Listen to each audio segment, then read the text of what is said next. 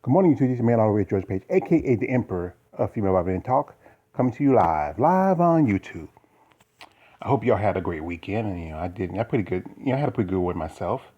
And this is one of my comparisons videos. As you know, I enjoy doing these videos, and I really got inspired by these by another guy by the name of Mark's Max Muscle. Now he mostly did a lot of the guys, but I think now in the last few months he's doing some with women. He's done like a women's only Wednesday. You gotta check it out. It was a great one. I made a request a while back, and he followed my request. And that's great, and I like that. But anyway, I picked two ladies from the sport from different eras who just have amazing physiques, and I think they one has a great future, one had a great past. I'm a big fan of both of them. And just like I said, I really want to call attention to these ladies because they are just amazing when it comes to their development and their bodies. Now, right here, I have one Miss Th-resa Bostick, and right beside her, I have one Miss Mayla Ash.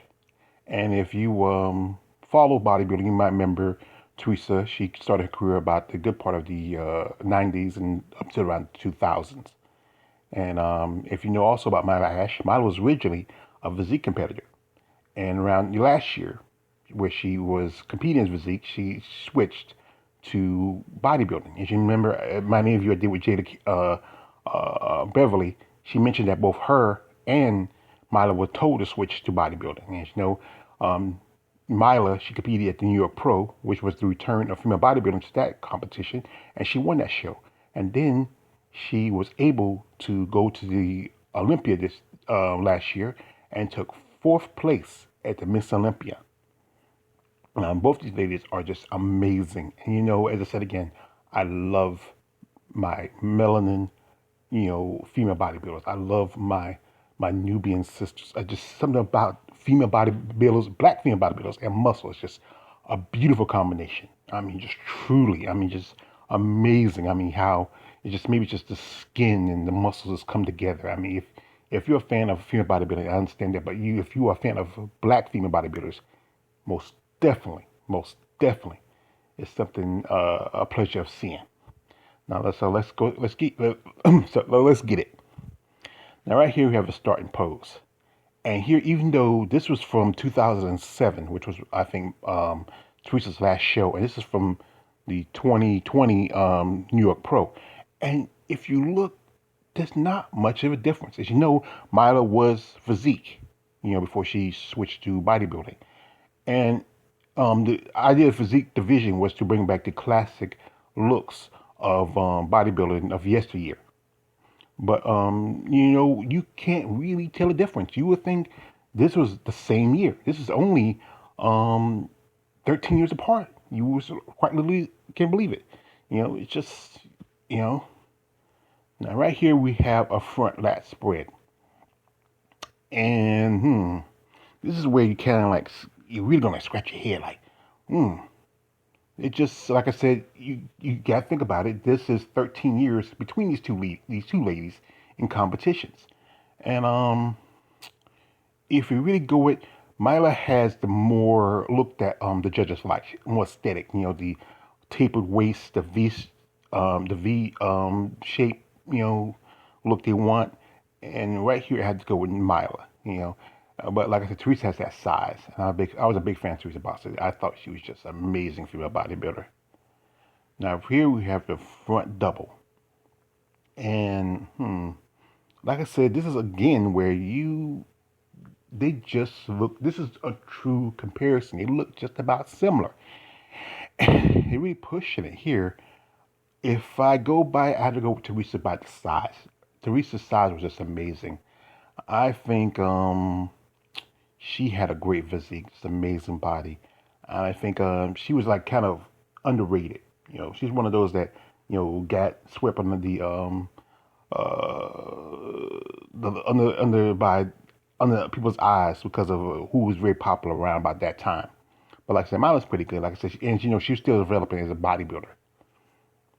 Here we have a side chest, And I can really see more details of Myla's chest over Th-resa's. So rear, I have to give here to Mayla. I can see more the pectoral definition over. I can really see of with Th-resa.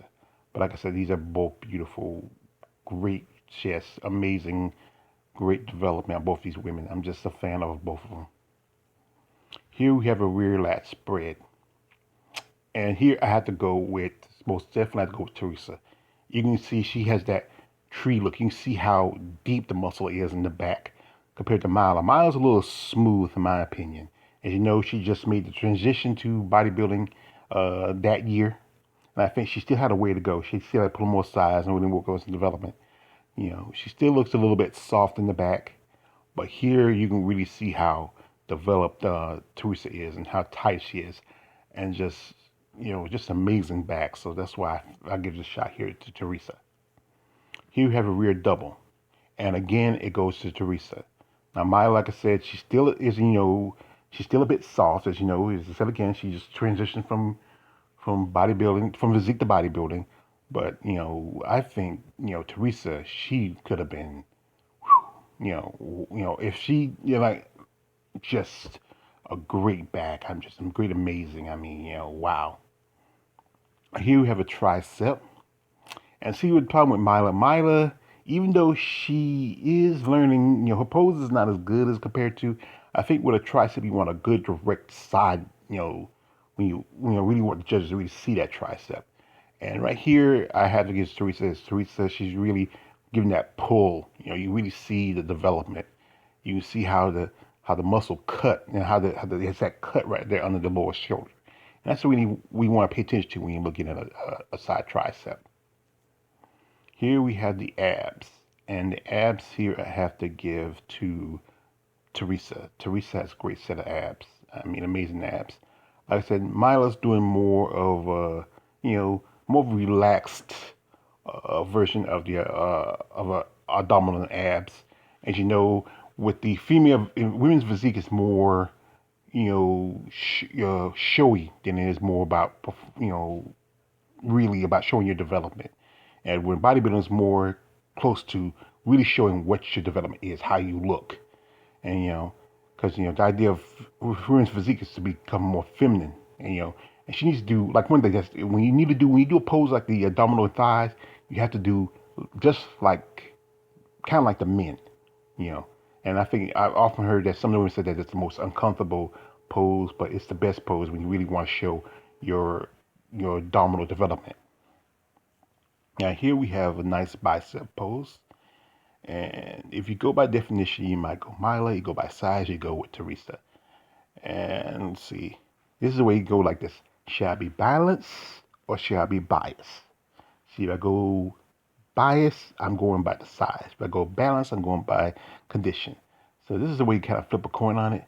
So I might go biased and say Th-resa. I mean, just she looks amazing. I mean, like I said, I'm a fan. I was a fan of Th-resa Bostick. I think she has a great body. Just one of those women who just didn't get much opportunity she could have. Maybe just judges because I'm just like I said. I often say like this. I'm a fan, not a judge. Now here we have the glutes, and you have to go once again. Should I be biased or should I be balanced? And and Th-resa has a nice round brown booty, and Maya has a nice tight fit booty. You know, so I'm gonna have to be balanced this time, fellas. So I'm gonna say Mayla. Mayla, her glutes are on point. So this is where I have to be balanced, and you really see, even though this is two different women in a way, their size is just just about similar. Now these are amazing women. They were, great in their, Mayla, she has a great future in sports. As you know, I follow on IG on social media. She is also prepping for the Rising Phoenix show. And here's the thing: is she should skip the Rising Phoenix and just concentrate on the Olympia. I know the Rising Phoenix is the big show for the women's bodybuilding, but now since women's bodybuilding back as Olympia, she should focus on that. You took top four. You might want to take top three or even win the show. you know.